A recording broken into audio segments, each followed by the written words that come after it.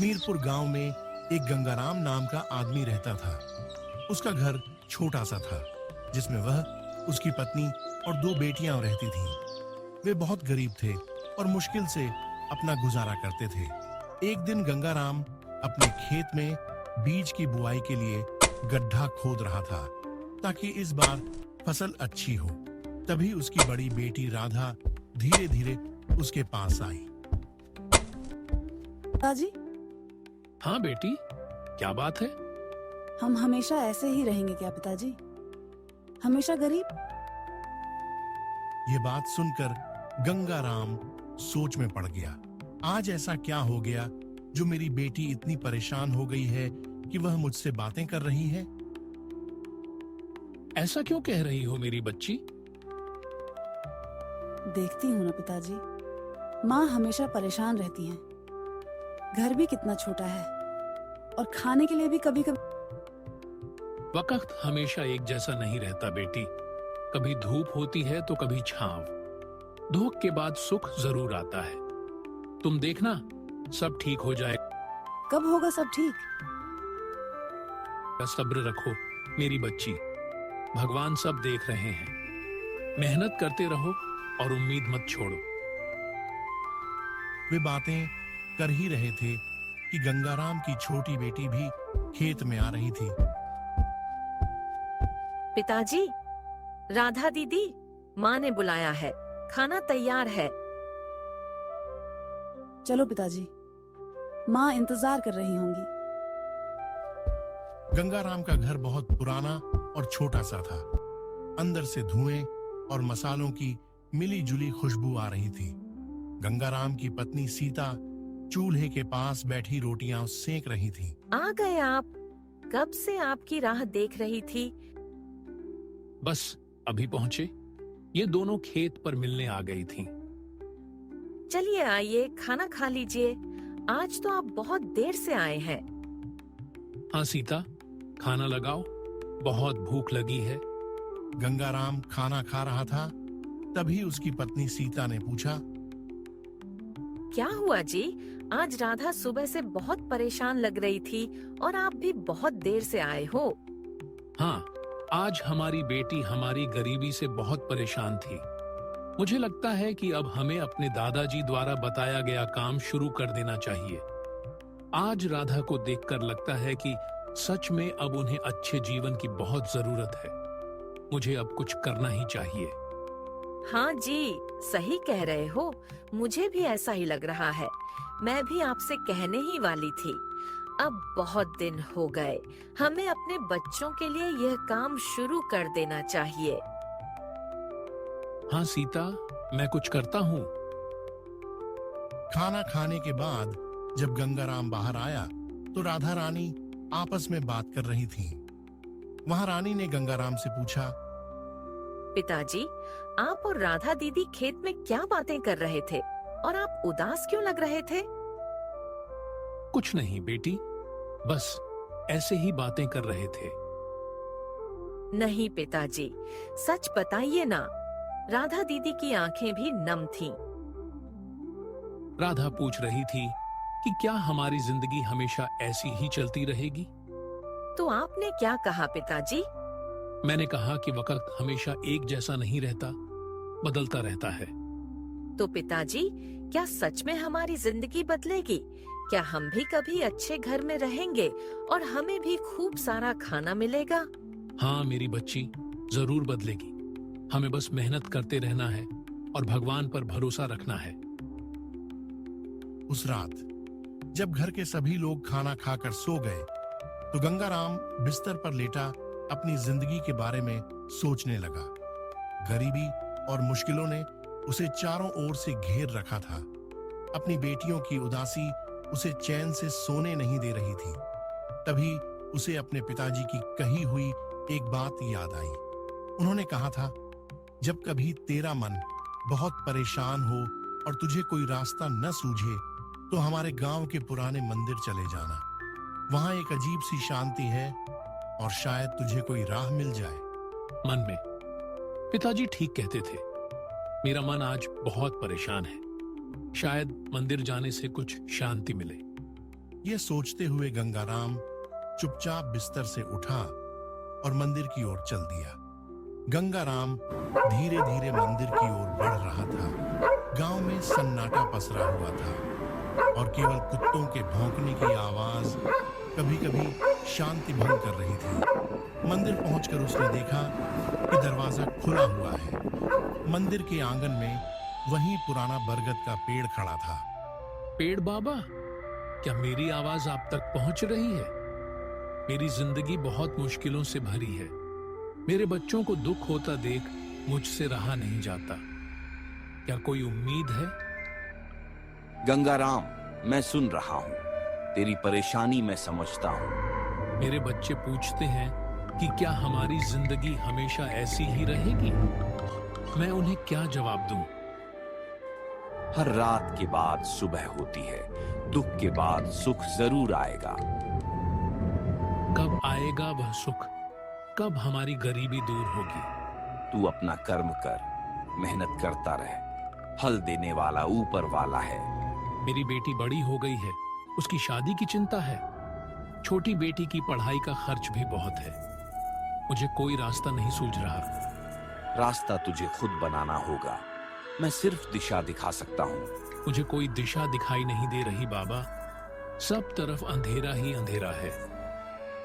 अपनी आंखों को खोलो, ध्यान से देखो। तेरे आसपास ही तेरी मदद छिपी है। मेरे आसपास मुझे तो कुछ नहीं दिखाई दे रहा। सब्र कर। सही समय आने पर तुझे सब समझ में आ जाएगा। अब तू जा, सुबह होने वाली है। गंगाराम ने पेड़ को प्रणाम किया और वापस घर की ओर चल दिया। उसका मन थोड़ा शांत जरूर हुआ था, लेकिन अभी भी वह उस छिपी हुई मदद के बारे में सोच रहा था। अगले दिन गंगाराम खेत में काम कर रहा था। सूरज सिर पर चढ़ आया था और उसकी गर्मी असहनीय हो रही थी। तभी एक अनजान आदमी खेत की मेड़ पर आकर खड़ा हो गया। भाई, थोड़ा पानी मिलेगा? बड़ी प्यास लगी है। चलते चलते गला सूख गया। हाँ जरूर भाई, ये लो ठंडा पानी पियो। आदमी ने घटाघट पानी पिया और फिर राहत की सांस ली। बहुत बहुत धन्यवाद भाई, तुमने मेरी जान बचाई।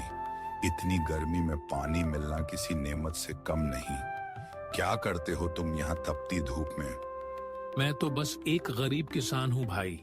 अपने छोटे से खेत में काम करके अपने परिवार का पेट पालता हूँ। और आप कौन हैं? इस तरफ कैसे आना हुआ? मैं तो एक मुसाफिर हूँ भाई। अलग अलग जगहों पर घूमता रहता हूँ, लोगों से मिलता हूँ, उनकी बातें सुनता हूँ और जहाँ किसी की मदद कर सकूं तो करता हूँ। आप लोगों की मदद करते हैं? किस तरह की? जिस तरह की मदद की जरूरत हो। कभी किसी को राह दिखाता हूँ, कभी किसी को ज्ञान की बात बताता हूँ। मेरे पास कुछ ऐसी विद्या है जिससे मैं लोगों के बारे में जान सकता हूँ। सच में? तो क्या आपको मेरे बारे में भी कुछ पता चला? हाँ, थोड़ा बहुत। तुम एक नेक दिल इंसान हो।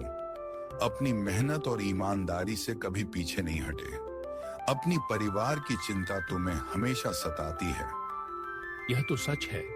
मेरी बस यही इच्छा है कि मेरा परिवार खुश रहे और उन्हें कभी किसी चीज की कमी ना हो।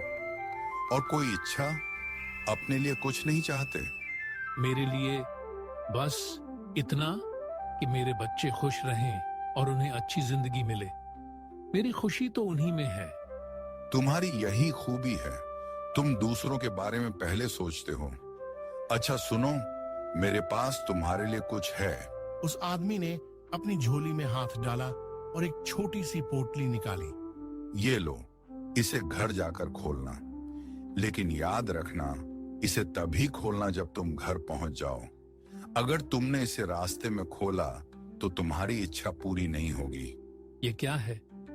मैं इसे कैसे ले सकता हूँ? मैंने तो बस आपको पानी पिलाया था। छोटी सी मदद के बदले इतना तो ले ही सकते हो। और याद रखना, किसी का भी काम अपने ऊपर उधार मत समझो।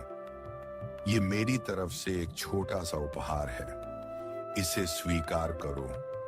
अगले ही पल जैसे हवा का एक झोंका आया और चला गया, वह आदमी अचानक से गायब हो गया। गंगाराम ने चारों ओर देखा, लेकिन वहां कोई नहीं था। वह भौचक्का रह गया। ये कौन था और इतनी जल्दी कहाँ चला गया? कहीं यह उस मंदिर के पेड़ का कोई रूप तो नहीं था? वह कुछ देर सोचता रहा, फिर उस रहस्यमय मुलाकात और उस पोटली के बारे में सोचते हुए अपने काम में लग गया। दोपहर होते होते वह घर की ओर चल पड़ा। उसका मन उत्सुकता और अविश्वास के बीच झूल रहा था। घर पर राधा और रानी बाहर आपस में बातें कर रही थीं। काश मेरे पास 10 सोने के सिक्के होते तो हम भी अपना घर बनवा लेते। अब तो ये छोटा घर भी बारिश में टपकता है। और काश मेरे पास 15 सिक्के होते तो मैं गांव के अच्छे स्कूल में पढ़ पाती और दूसरों की भी मदद कर पाती। पिताजी, आज कैसा रहा काम? आप इतने चुप क्यों हैं? काम तो हमेशा जैसा ही था, लेकिन आज खेत में एक अजीब आदमी मिला। अजीब आदमी? क्या हुआ पिताजी? हाँ जी, क्या बात है? सुबह भी बिना बताए चले गए थे और अब यह अजीब आदमी। गंगाराम ने उस अनजान आदमी से हुई मुलाकात और उसकी दी हुई पोटली के बारे में सब कुछ बताया। सुनकर राधा और रानी की आंखें आश्चर्य से फैल गईं। तो पिताजी, वह थैली कहाँ है? उसे खोलकर क्यों नहीं देखते? गंगाराम ने अपनी झोली से वह छोटी सी पोटली निकाली। तीनों ने मिलकर उसे खोला। अंदर 25 सोने के सिक्के चमक रहे थे। देखो, हमने जितने सिक्के सोचे थे उतने ही हैं। 10 और 15 पूरे 25। हाँ दीदी, यह तो बिल्कुल वैसा ही है जैसा हमने सोचा था। पिताजी, आपको कैसे पता चला कि हमें सिक्के चाहिए थे? मुझे उस पुराने खानदानी मंदिर पर विश्वास था। वहां जो भी सच्चे मन से मांगा जाता है वह पूरा होता है। फिर गंगाराम ने उन्हें रात में मंदिर जाने और पेड़ की आवाज सुनने के बारे में बताया। उस पेड़ ने कहा था कि मेरे आसपास ही मेरी मदद छिपी है। और देखो, वह अनजान आदमी शायद उसी मदद का रूप था।